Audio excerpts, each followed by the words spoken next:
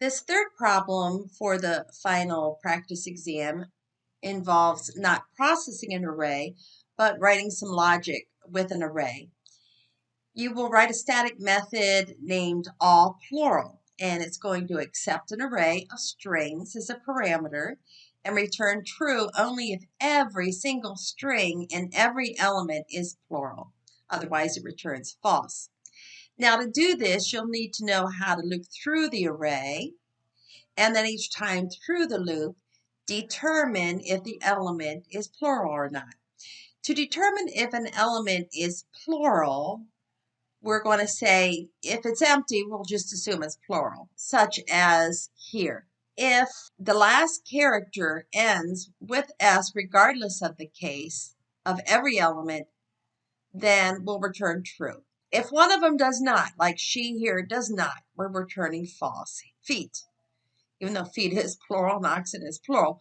But the way we're doing it, it doesn't end in S, so we're going to return false. In this case, we're going to return false because this is an empty string. So if there's an empty string in there, empty string is not considered plural. To do this, first you need to know how to create the method header and how to pass an array to a method.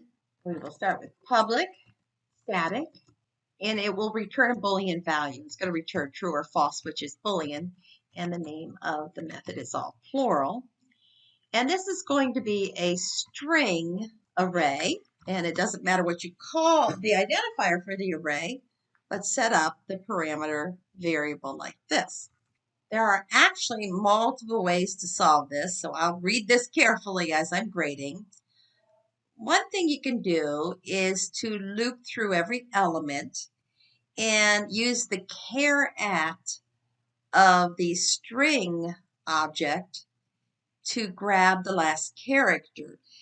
If you recall, a string, each character has an index value like an array, and it has a length property. If you take the length property and subtract 1, that is pointing to the last character. So you can use the char at of the length minus 1. Another way to do this is there's a method for the string called ends with.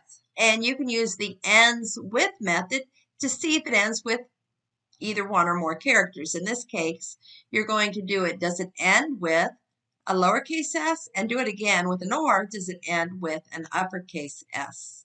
So let's go ahead and use the char at. We need to loop through the array. And so we're going to create a typical for loop to loop through the array. You can also use the for each loop if you know how to do that. And the name of our array, I've called it ARR. Now you notice that since the array begins with a 0, you are going to loop while I is less than the length. Do not do less than or equal to the length, or you're going to get out of bounds. And then I++.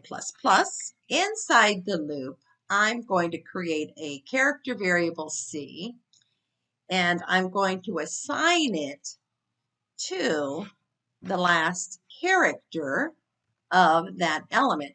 Now, A and I is a string.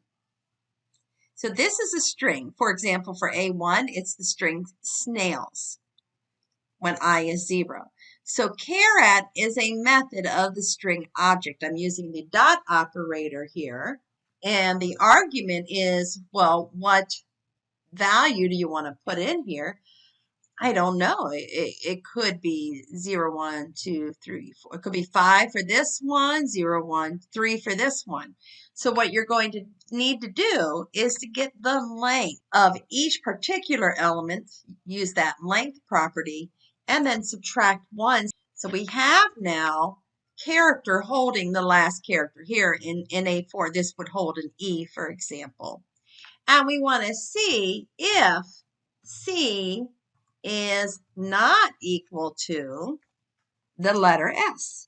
Now, because a character is a primitive data type, you can use this not equal to operator like this, and it can't be equal to capital S. It can't be equal to either one of them. Notice I'm using the single quotes for this since I'm using a character. If you're not sure of that and, think through it. Is C not equal to this lowercase s, and C can't be equal to this uppercase s? If it's not equal to either one of them, then we do not have a plural, and we will return false. We're done. Once we get one that's not plural, we are done. Otherwise, after we're done with our for loop, we can return a true. So the other examples are on the practice test. If you want to see how they work, it might be easier for you to use the ends with. Take a look at that. To wrap this up, you should be able to write a method that is going to accept an array as a parameter, and then write a for loop that loops through and processes each element of the array, probably returning a Boolean value.